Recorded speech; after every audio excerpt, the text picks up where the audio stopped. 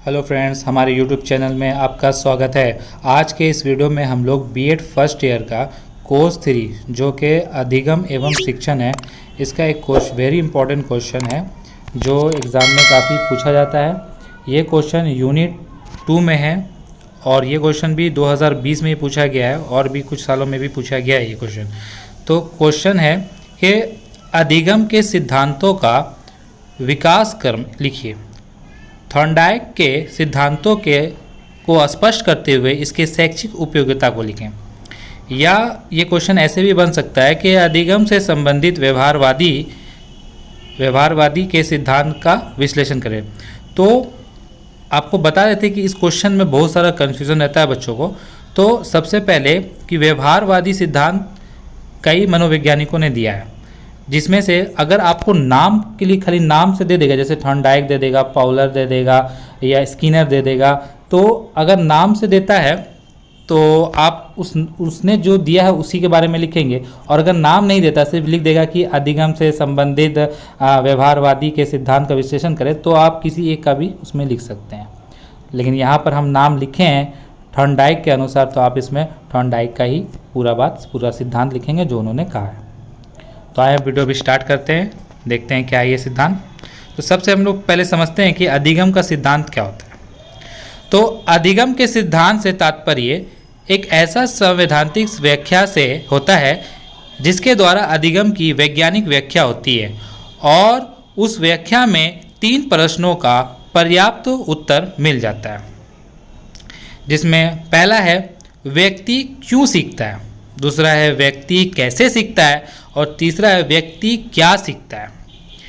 किसी संप्रत्यय को स्पष्ट करने के लिए प्रयुक्त व्याख्यात्मक कथन जो मूर्त प्रयोगों के निष्कर्षों पर आधारित हो उसे सिद्धांत कहते हैं। वैसे ही अधिगम के घटित होने की स्थितियों का मनोवैज्ञानिकों ने वैज्ञानिक पद्धति से निरीक्षण, विश्लेषण तथा संश्लेषण के आधार पर और प्रयोग के द्वारा एक संगठित विचार प्रस्तुत किए हैं।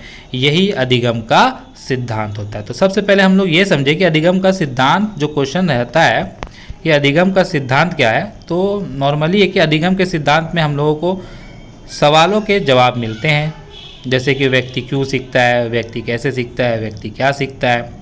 तो ये था अधिगम के सिद्धांत। अब हम लोग देख लीजिए यहाँ पर जो भी मैंने कहा था कि अधिगम के जो सिद्धांत है वो व्यवहारवादी सिद्धांत भी है और एक होता है संज्ञानवादी सिद्धांत। तो व्यवहारवादी सिद्धांत में ये 4 मनोवैज्ञानिकों ने व्यवहारवादी सिद्धांत पर अपना सिद्धांत दिया है, जिसमें एक है प्रयास एवं भूल का सिद्धांत जो कि थॉर्नडाइक का है, जो हम लोग आज पढ़ने वाले हैं। और फिर है शास्त्रीय अनुबंधन का सिद्धांत जो पल्लव ने दिया था, और फिर एक क्रिया प्रस्तुत का सिद्धांत जो कि स्किनर ने दिया था, और एक है पूर्ण बलन का सिद्धांत जो कि C.L. हल ने दिया है। तो ये चारों ही व्यवहारवादी सिद्धांत है, ठीक है। और इसी में आपको कभी कभी नाम दे देगा कि आप थॉर्नडाइक का बताएं या पॉलॉक का बताएं या स्किनर का बताएं। नाम देगा तो आप उसके अनुसार उन्होंने जो सिद्धांत दिए हैं उसके अनुसार आपको उसका जवाब देना है। और खाली अगर व्यवहारवादी सिद्धांत की व्याख्या करने बोल देगा तो आप इन चारों में किसी एक का भी व्याख्या कर दीजिएगा, हो जाएगा। तो अब देखते हैं थॉर्नडाइक का जो भूल और प्रयास का सिद्धांत है ये क्या है। इस सिद्धांत के प्रतिपादन प्रसिद्ध मनोवैज्ञानिक थॉर्नडाइक ने किया था। इसे उद्दीपक अनुक्रिया सिद्धांत भी कहते हैं।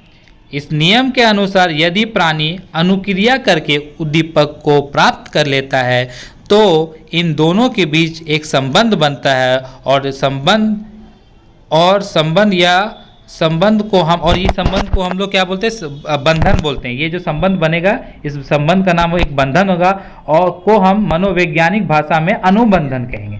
जैसे कि आप यहाँ पे देखिए कि अनुक्रिया करके क्या प्राप्त किया, उद्दीपक प्राप्त किया, और फिर इस दोनों के बीच में एक संबंध बना जिसे हम लोग बंधन या अनुबंधन कहेंगे। इसको और अच्छे से समझते हैं कि अनुक्रिया उद्दीपक ये क्या हुआ, कैसे इसका बंधन बना। तो आगे देखें, इस प्रकार के उद्दीपक अनुक्रिया बंधनों का बनना ही अधिगम यानी सीखना है।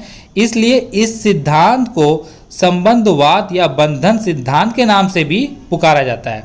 इस सिद्धांत के अनुसार सीखना प्रयास व त्रुटि का नाम होता है, इसलिए इस सिद्धांत को प्रयास व त्रुटि का सिद्धांत भी कहते हैं। तो सब ये तो हो गया। अब इसका प्रयोग देखते हैं कि थॉर्नडाइक ने क्या प्रयोग किया इस पर।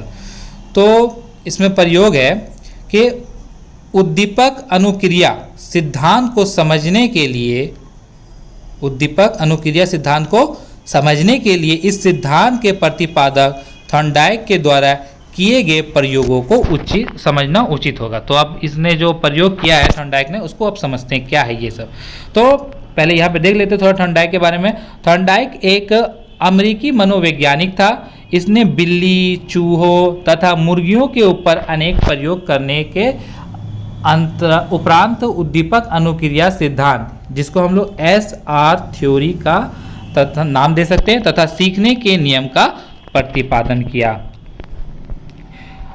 थॉर्नडाइक का मुख्य प्रयोग एक भूखी बिल्ली के ऊपर था। ठीक है, अब यहाँ से स्टार्ट हुआ है कि थॉर्नडाइक का प्रयोग जो था, थॉर्नडाइक का प्रयोग एक भूखी बिल्ली के ऊपर था। उसने एक भूखी बिल्ली को एक ऐसे पिंजरे में बंद कर दिया था जिसका दरवाज़ा एक खटक या फिर खड़क करके जो एक बटन होता है उससे खुलने वाला था, को दबाने से ही वह खुलता था। ठीक है, पिंजरे के बाहर एक तस्तरी में खाना इस प्रकार से रख दिया गया था कि बिल्ली खाने को देख व सूंघ सके तथा खाना प्राप्त करने के लिए पिंजरे से बाहर आने के लिए प्रयास करे। पिंजरे में भूखी बिल्ली को बंद करने पर बिल्ली ने पिंजरे में इधर से उधर दौड़ लगाया। ठीक है, दौड़ लगाया उसने पिंजरे में। अंत में वह अनजाने में ही खटके के जो खटका था, बटन था, को दबाने में सफल हो गई, जिससे पिंजरे का दरवाज़ा खुल गया। बिल्ली ने बाहर आकर भोजन खा लिया। तो बिल्ली ने बाहर आकर भोजन खा लिया। थॉर्नडाइक ने शीघ्र ही दूसरे प्रयास के लिए बिल्ली को पुनः पिंजरे में बंद कर दिया।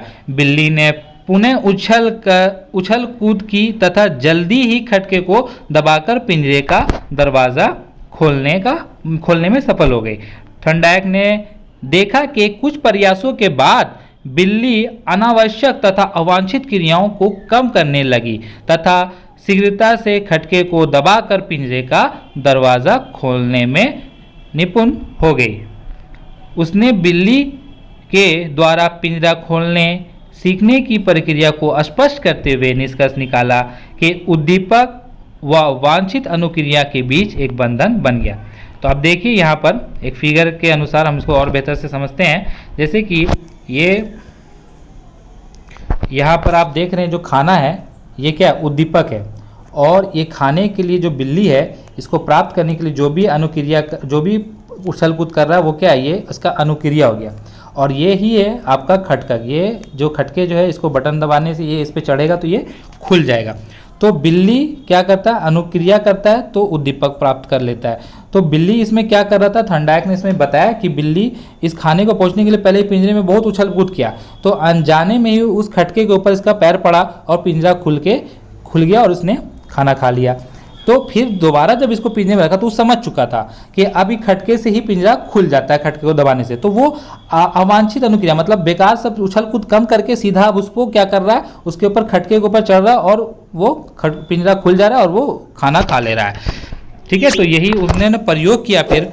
और अब आगे देखते हैं क्या हुआ तब। तो यही उनका प्रयोग था। तो इन प्रयोगों से हम लोगों ने क्या सीखा, तो यही है शैक्षिक उपयोगिता। हम लोगों ने क्या सीख हासिल की। तो सबसे पहले इस सिद्धांत के अनुसार हमारे अंदर आदतों का निर्माण हो जाएगा। जैसे कि हम लोग बिल्ली उस पर खटके पे चढ़ रही थी, तो उस पर चढ़ने के बाद उसको समझ में आ गया कि इससे खुल रहा है, तो उसके आप एक बार बार ये उसको डालने से सीधा वो एक ही चीज़ पे पैर रख के बाहर निकलते, तो ये क्या हो गया, उसका आदत ही हो गया।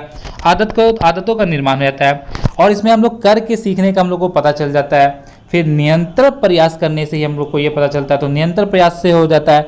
मंद बुद्धि बालकों को पढ़ाने में ये काम आता है। फिर ये सिद्धांत गंभीर चिंतन वाले विषयों जैसे गणित, विज्ञान आदि के अध्ययन में विशेष उपयोगी है। ठीक है, अब इसमें आप लोग जो है फिर जितनी बातों को आप समझें, आप लोग इसमें निष्कर्ष अपने अनुसार लिख लीजिएगा। अब हम लोग देखते हैं इस सिद्धांत के कुछ उपनाम जो नोट में मैं आपको लिखा देता हूँ। कि सबसे पहला है SR थ्योरी। दूसरा, पहला नाम इसका दिया गया है एसआर थ्योरी भी इसको हम कह सकते हैं। फिर है दूसरा उद्दीपक अनुक्रिया का सिद्धांत भी कह सकते हैं, इसको आवृत्ति का सिद्धांत भी कह सकते हैं, संबंधवाद का सिद्धांत भी कह सकते हैं इस सिद्धांत को, अधिगम का बंध सिद्धांत भी कह सकते हैं, और प्रयत्न एवं भूल का सिद्धांत भी इसको कह सकते हैं। तो ये इसके उपनाम थे और निष्कर्ष लिख के आप इस क्वेश्चन को कंप्लीट कीजिएगा। तो यहाँ पर हमारा व्यवहारवादी सिद्धांत जो थॉर्नडाइक के अनुसार था वो कंप्लीट हो गया। एग्जाम में अगर नाम के साथ थॉर्नडाइक आए तो आप यही लिखेंगे, और खाली व्यवहारवादी आए तो भी आप इसको लिख सकते हैं। तो मिलते हैं हम लोग अपने नेक्स्ट वीडियो में, जहाँ पर मैं आपके लिए ऐसा क्वेश्चन लाता रहूँगा। वीडियो अच्छा लगे तो वीडियो को लाइक कर दें, चैनल पर नए हैं तो चैनल को सब्सक्राइब कर दें और बेल आइकन को प्रेस करना ना भूलें, ताकि हमारी कोई भी ऐसी वीडियो सबसे पहले आप तक पहुँचे।